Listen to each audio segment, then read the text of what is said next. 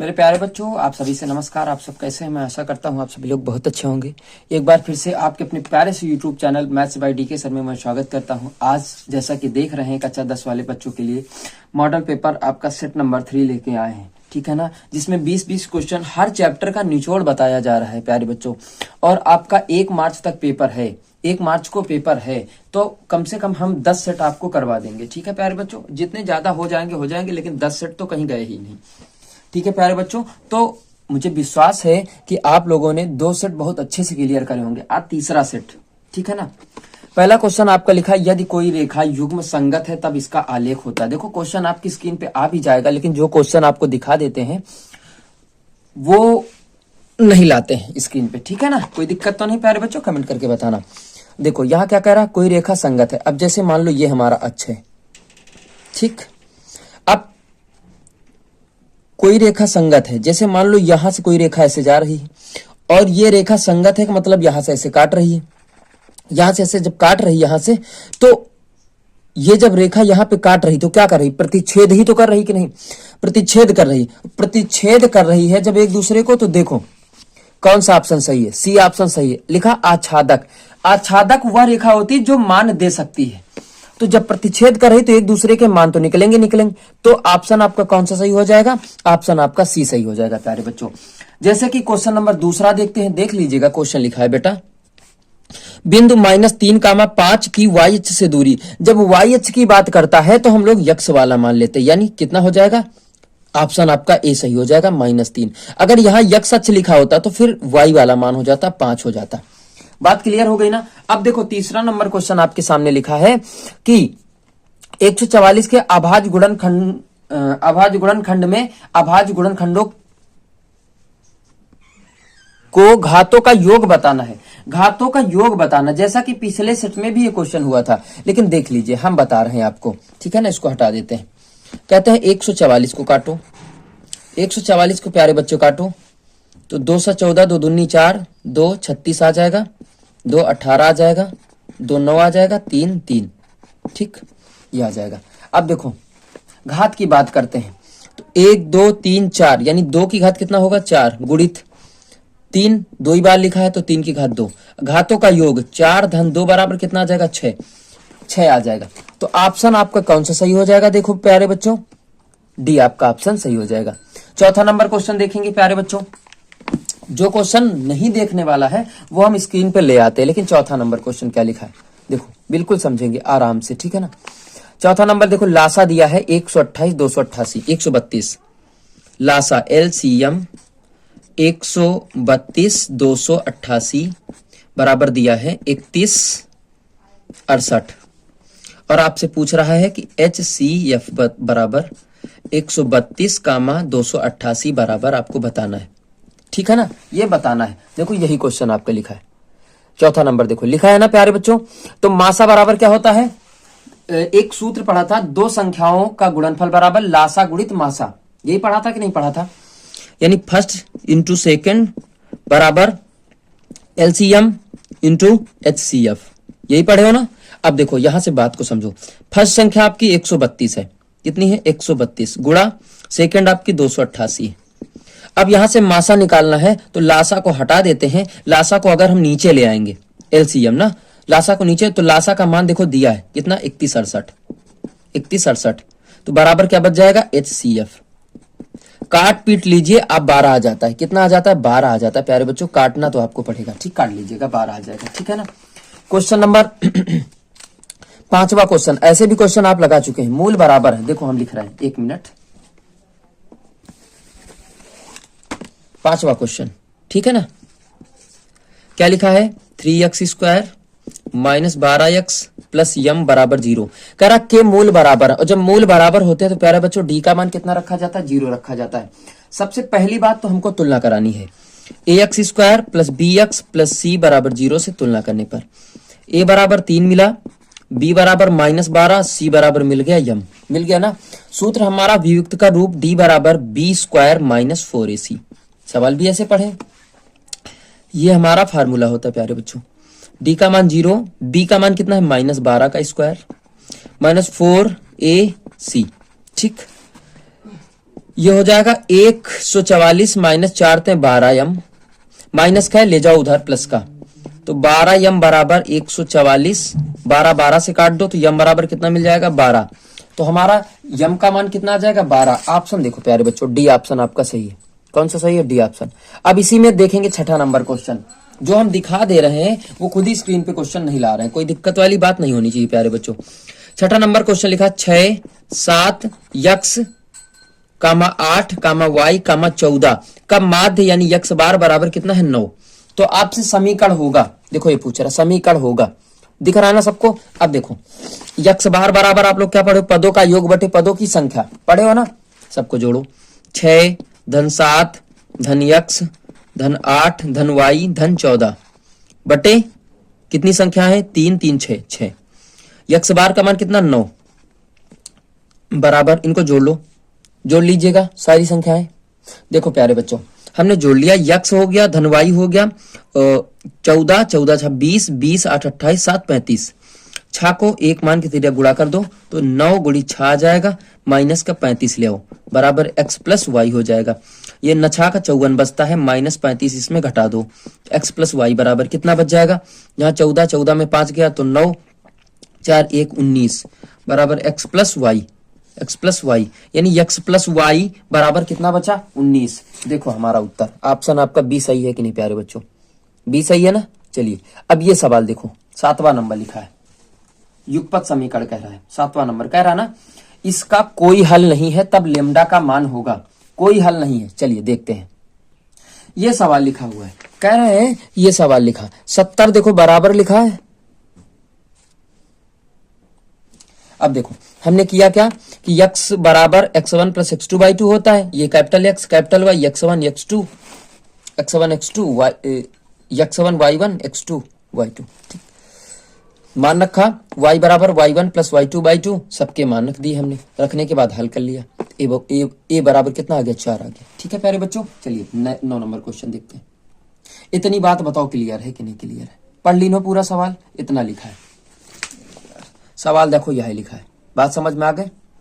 समानांतर है और इतना अनुपात बताओ, ये दोनों रेखाएं समांतर, हम दोनों अलग बना ली, तो यो एक संगत हो, ये एक संगत हो, क्योंकि दोनों समांतर है, यो उभयनिष्ठ ही दोनों त्रिभुज में, तो भुजाएं अनुपात में बढ़ जी ना, यानी का लिख लिया ए बी अपान पी क्यू बराबर, तो पहले छुटकाए त्रिभुज से उठाओ, कैसे उठाइए? छुटकाए त्रिभुज से, पी क्यू अपान ए बी बराबर क्यू अपान बी सी पी आर अपान ए सी।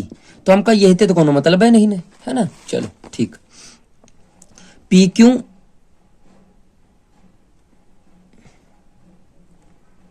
अरे यार गलत होगा, ये यहाँ पर तो ए ही रही ना, यहाँ पर पी है, यहाँ पर पी है, यहाँ पर आर है, ठीक। तब हम मान बदल जी, तो का बदली ए पी अनुपात ए बी बराबर पी आर अपान बी सी, ठीक। कि पी क्यों है? हाँ यो यहाँ क्यों है यार, तो यहाँ पर आर ना हुई कि क्यों हुई जी, ठीक, बराबर ए क्यू अपान ए सी, ठीक। यही तो कोनो मतलब है नहीं ने, ए पी यही का मान दे है company, A P upon A B बराबर 1 3। अब सुनो हमारी बात का, एक अब पलटो, यहाँ से पलटा जा रहा है, ए बी अपान ए पी लिख लो बराबर 3/1 लिख लो। अब ए बी में 2 भाग हो रहे हैं, गौर से देखो, ए बी में 2 भाग हो रहे हैं, चित्र देखो, A P plus P B हो रहा है ना, तो लिखो ए बी की जगह पर A P plus P B बटे ए पी है पूरे का, ठीक, बराबर 3। अब एक अलग अलग तोड़ दूं, A P upon A P plus P B upon A P बराबर 3, जो कट जाई कितना बचा? 1 के नीचे 1 है, ए पी बराबर 3। अब देखो 1 का वैसी ले जाओ, तो P B upon A P बराबर 3 माइनस 1 कितना बचे? 2:1। अब एक फिर से पलट दो, तो A P upon P B बराबर 1:2। यह हमसे पूछा था कितना आ जाए, 1:2 आ जाए। बात समझ में आ गया ना? वीडियो को पुश करके नोट कर लेना प्यारे बच्चों, पूरे चैप्टर का मान लो निचोड़ दिया है इसमें, ठीक है ना। चलते हैं 10वां क्वेश्चन की ओर। देखो अब यहां से समझो यार, वीडियो पुश ही था। R1 मान 18 हो जाएगा, R2 10 हो जाएगा, भाग करवा देंगे। 2 पाई R1 प्लस 2 पाई R2 बराबर 2 पाई R। 2 पाई कॉमन मिल जाएगा, कट जाएगा। R1 प्लस R2 बराबर 2 पाई कट जाएगा, R बच जाएगा। तो 18 इसका मान 10 बराबर R, दोनों जोड़ दिया 28 आ गया, ठीक। अगर व्यास की बात करता है तो 2R होता है, D बराबर 28 दूना 56 आ जाएगा, ठीक है ना। अब क्वेश्चन नंबर हम लोग 10 देखते हैं, 11 कौन सा देखेंगे, 11 प्यारे बच्चे। क्वेश्चन नंबर 11 लिखा है कि कासेक थीटा बराबर √10 और सेक थीटा बराबर मान बताओ आप। इसका मान कितना मान लेते हैं, 1 मान लेते हैं। तो बेटा ये कितना हो जाएगा, कर्ण बटे लंब हो जाता है। एक डायग्राम सुंदर सा बना लेंगे।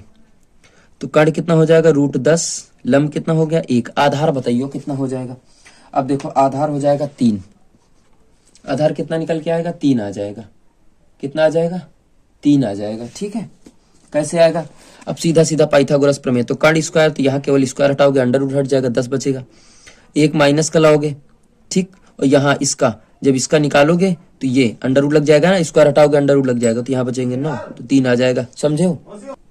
तो 3 आ जाएगा। तो सेक थीटा बराबर क्या होता है, सेक थीटा बराबर प्यारे बच्चों क्या होता है, आधार बटे कर्ण। आधार है 3, कर्ण है √10, ये आ जाएगा 3 बटे √10 आ जाएगा। ऑप्शन आपका बी सही हो जाएगा प्यारे बच्चों, ठीक है ना। चलते हैं अब हम लोग 12 नंबर क्वेश्चन पे। ये एक सवाल भी हो चुका, 10 प्राकृतिक संख्याओं की मध्यिका होगी। तो हम बता चुके हैं कि 10/2वें पद का मान प्लस 10/2 प्लस 1वें पद का मान बटे पूरे का 2, यही तो करना है 12 नंबर क्वेश्चन में, ठीक है ना। 2 से भाग करो 5 आ जाएगा, 2 से भाग करो 5 आ जाएगा। तो 5वां पद प्लस 6ठा पद आ जाएगा, बटे 2 कर दो। तो 5वें पद का मान 5 आता, 6ठे पद का मान 6 आता, बटे 2 कर दो, 11/2। तो 5.5 आ जाएगा। ये बता चुके पिछले भी क्वेश्चन। ये सवाल जो अब बताने जा रहे हैं ये थोड़ा सा टिपिकल है प्यारे बच्चों, ये टिपिकल है। कौन सा, 13 नंबर। ये कह रहा है कि एक समबाहु त्रिभुज ABC है, बात को ध्यान से समझो, कुछ नहीं है इसमें।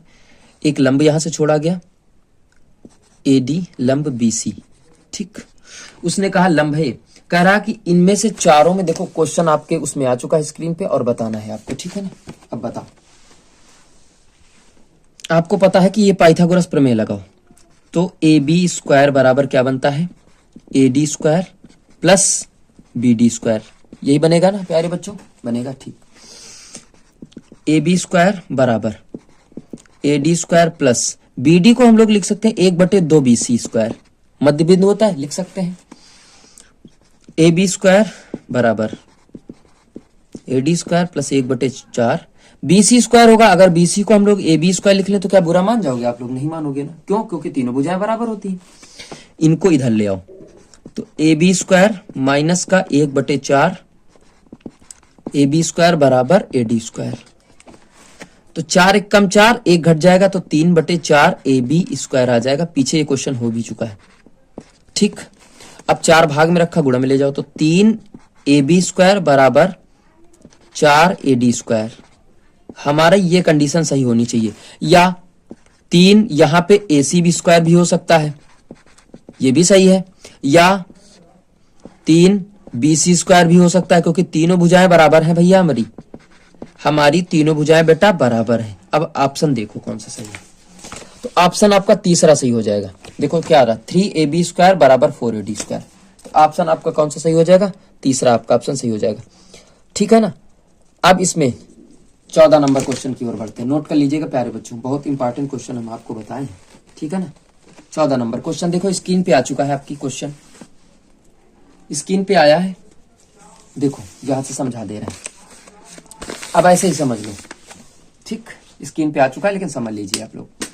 देखो ये 60 है तो ये 90 होगा, आपको पता है 90 होगा। अब ये 45 कोण है, तो इसका जो कोण बनेगा तो ये तो 45 बनेगा, अवनमन कोण पूछ रहा है, 45 बनेगा। ये 60 30 90 90 और 60 150, यानी कितना बनेगा, ये वाला कोण 30 बनेगा। जब 30 बनेगा तो ये इसका एकांतर कितना बनेगा, 30 बनेगा। तो उत्तर हमारा अवनमन कोण पूछ रहा है, तो 45 पहला, दूसरा 30, 45 30 ऑप्शन आपका बी सही हो जाएगा प्यारे बच्चों। 45 30 बात समझ में आ गई ना। ऐसे ही आपको हल करना है ये क्वेश्चन तो आप लोग लगा सकते हैं। कैसे लगाएंगे? 15 नंबर क्वेश्चन स्क्रीन पे देख रहे होंगे। त्रिभुज बना लो एक ABC,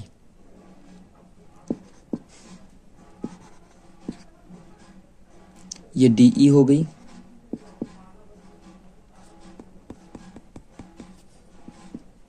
ये दोनों समांतर है। ठीक, ये समांतर है, आपसे कहा उसने, यही कह रहा। ठीक है ना। कह रहा है कि AD बटे DB का मान है 5:3, तो आपको AE बटे AC का मान बताना है। चलिए ऑब्जेक्टिव क्वेश्चन है, सीधा सिंपल तरीके से बता देते हैं। AD का मान 5 है, DB का मान 3 है। अब देखो ये भुजाएं बराबर होती तो 3 5 ये भी होगा, संगत भुजाएं बराबर अनुपात में, समान अनुपात में बढ़ती। ठीक, लेकिन पूरे अगर AC की मान करते बात करें तो कितना हो जाएगा 8। अब AE का मान यहां से कितना है 5, पूरी AC का मान 8, तो 5/8 ऑप्शन आपका दूसरा सही हो जाएगा प्यारे बच्चों। कौन सा सही हो जाएगा? दूसरा सही हो जाएगा। ठीक है, बात क्लियर हो गई ना? कोई दिक्कत प्यारे बच्चों? नहीं ना। चलिए